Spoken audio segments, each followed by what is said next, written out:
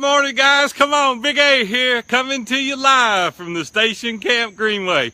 Hope you're doing good on this Monday morning. What a great day. It's overcast here, beautiful. It's a great day for a walk. So get up, get your hind end out there, go for a walk yourself. Let's get this Monday morning going.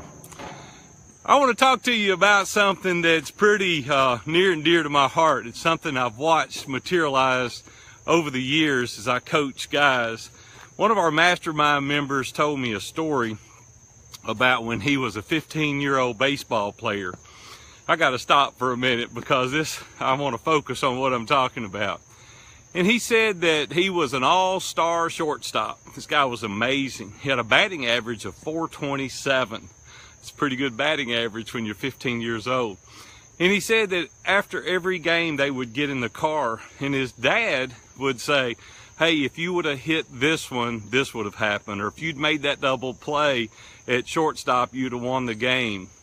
He never said, great 4 other hits or those 3 infield fielding events that you did at shortstop were amazing. But he would always point out the thing that he did wrong. As a result of this guy's 40 years old now. He spends countless amounts of time trying to prove himself. To his own admission, he said this has been a problem of his since he was a kid, and he can point it back to the times that he didn't deserve his dad's recognition. He was always searching for his dad to give him that recognition. Guys, let me tell you something that you need to do, and this is something that Robin and I have tried to practice. We haven't been great at it. We feel like we've been pretty good at it, and I think the dividends will be huge for you as well. We don't always deserve what we get, right? It's called grace. Oftentimes, I'm glad I don't get what I deserve because I'd be in trouble a lot of the times. What if you did this? Let's just hypothetically use this analogy that I gave you. It's quite honestly a pet peeve of mine because I go to ballparks all the time. I'm at the ballpark 3 or 4 nights a week and I watch these kids play ball. And I can always tell the ones that their dad is the hardest on them and rarely compliments them because every time the kid messes up, he looks at his dad in the stands. Every single time.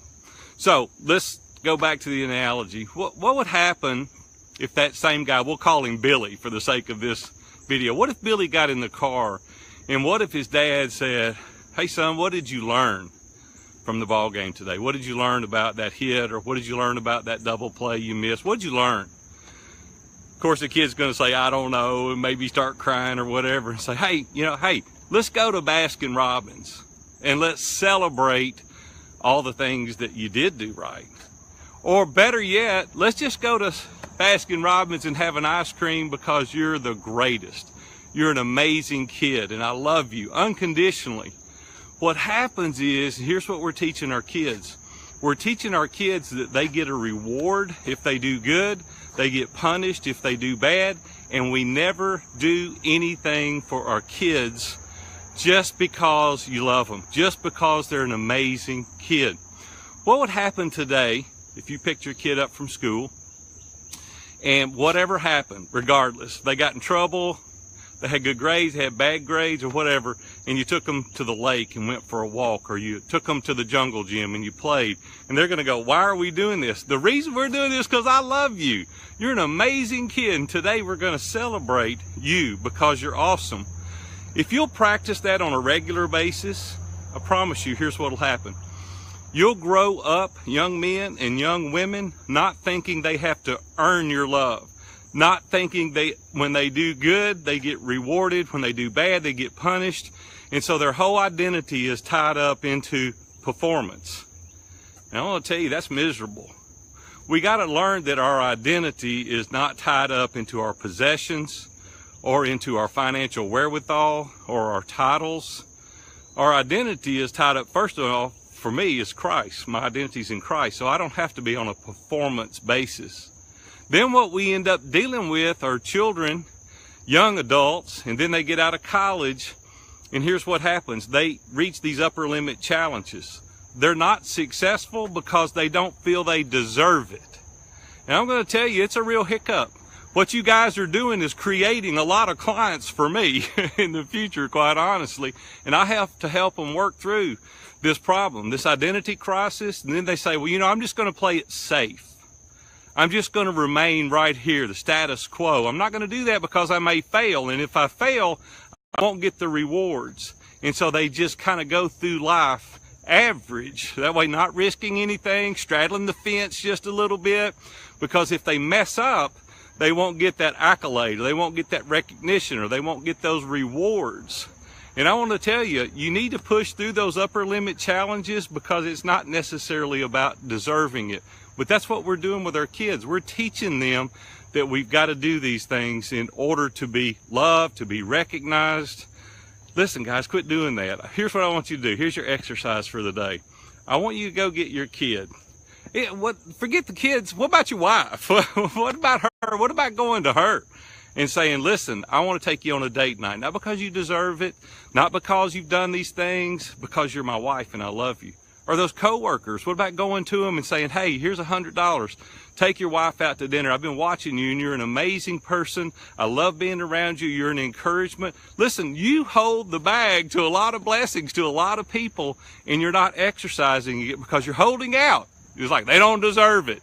Forget the deserving, okay? Just for this week, I promise you things that will happen inside of you, as well as the self-esteem and the confidence level that you'll be building in the people that are looking up to you, like your children and like your wife and like those people. And it's a lot better spot to be in simply because you want to be around them, you want to encourage them, you want to help them, not because they deserve it, not because they've earned it. And here's what I want you to do. I want you to report back to me on this video. I want you to come back to this video and I want you to go, you know what? I'm going to try this. I'm going to go get my kids out of school maybe early. We did that sometimes and we were the greatest heroes on the planet. I'd be like, hey, we're not going to school today. We're going to the zoo. We're going to go to Grassmere Zoo. We're going to check out the animals. We're not going to go there. You can't do that all the time. They're going to say, why? Because you're special and you're awesome and we want to do this for you today. You start doing a few things like those and you watch the disposition of your kid change. Some of you've got kids that are unruly. Some of you kids have tried everything on earth to get your kids to behave, even when they don't deserve it. Get your kids, set them down, and say, we're going to go do this simply because I love you. You're an amazing kid. You watch their disposition change as well. I'm telling you guys, I know what I'm talking about. This will work. It is amazing. It works not only with our kids, not only with your spouse, not only with your peers and colleagues, but everybody in general. Start loving on people and watch how they change. You will as well. I got to get out of here. You have a great day. Big A coming to you live from the Station Camp Greenway. We'll see you. Have a great week.